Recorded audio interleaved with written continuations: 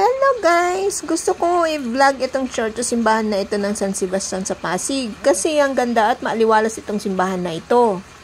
Maliban sa laging maayos at maganda ang mga dekorasyon, ang linis ng tingnan. Naalala ko kasi nung bata pa ako, lagi ako sa simbahan. Sa hirap ng buhay, parang pag nasa simbahan ka o may mga activities sa simbahan, ang saya-saya ko. Nawawala yung pangamba at yung pakiramdam ng walang-wala kayo sa buhay. Yung lungkot na naramdaman mo nawawala. Kasi ang tahimik, maaliwalas sa pakiramdam at ang solemn niya. Yung pakiramdam mo ng lapit-lapit mo na kay Lord, na anytime diringgin niya ang panalangin mo. Kaya nung nakita at nakapagsimba ako dito sa San Sebastian Church, bumalik yung pakiramdam na yun guys.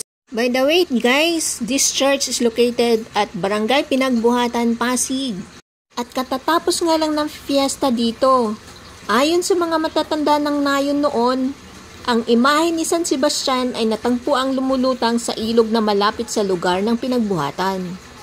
At bilang pag-alaala na rin sa pag-ahon niya sa unang pagoda, kaya ginaganap ang paglilipat o translasyon mula sa baybayin ng ilog patungo sa dambana ng pananampalataya ng mga deboto ni San Sebastian. Kaya naman pati si Mayor Vico ay nakipagbasaan na din sa mga nakipiesta dito. Ang saya ng fiesta dito kung game kang makipagbasaan sa mga residente. Ang isa pa sa mga nakakatuwa dito sa simbahan na ito guys, laging malinis at maganda ang pagkakaayos ng mga bulaklak sa altar. Alam mong pinag-isipan at hindi basta-bastang bulaklak. Hindi gawang plastic, kundi totoong mga bulaklak guys. Pag nakaharap ka sa altar, ang ganda niya at napaka-creative ng pagkagawa. Tulad ng mga pailaw sa loob at labas ng simbahan. Alam nyo ba guys, nagawang electric fan ng mga pabilog na ilaw na yan?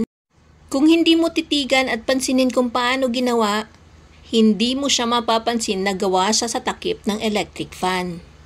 Maliban sa pagkasolemn ng simbahan na ito guys, yung feeling na ramdam mo yung pagganap ng misa, yung naiintindihan mo ang mga sinasabi ni Father.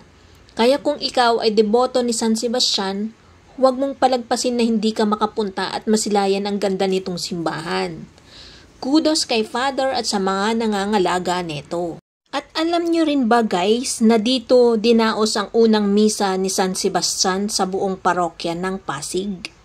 At dahil dyan, magsisimula na ang misa dito sa San Sebastian, Pasig.